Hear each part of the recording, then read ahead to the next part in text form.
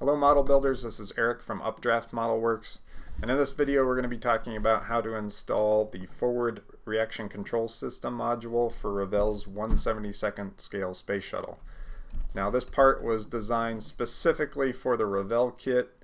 The monogram kit has a different nose contour, and so if you try to use this particular component on that kit, you're going to have some difficulty getting it to fit right. So we're going to be just talking about the Revell kit today and how to install this module. Now, when you receive the kit, it'll come with an instruction manual, and this will provide some guidance on the stuff we're talking about today on how to actually do the installation, as well as some color guidance and a photo of what the real space shuttle nose section looks like. Setting that aside and pulling the parts out, we have inside the bag two parts here.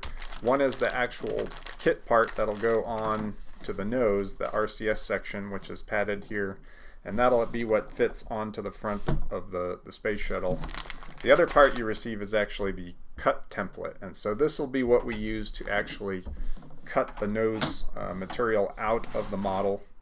You can see it's already been done here because I used this kit as the test article for fitting this. And so it's simply just a matter of placing the template up against the nose. There are two small notches on the front and back of this cut template, and those are designed to align with the center seam line for the two fuselage halves. So all you have to do is basically locate it here, get it lined up to the center line of the fuselage, and then push it back until it basically seats up against the nose. From there, just take a pencil, regular pencil, mechanical pencil, pen, doesn't matter. Just draw out on the inside edge of this cut template, and that will match the geometry that you need to install the module. And so from there, you can just remove the template. You can use a razor saw, you can use an actual scriber or something to remove the plastic along the line that you've just marked.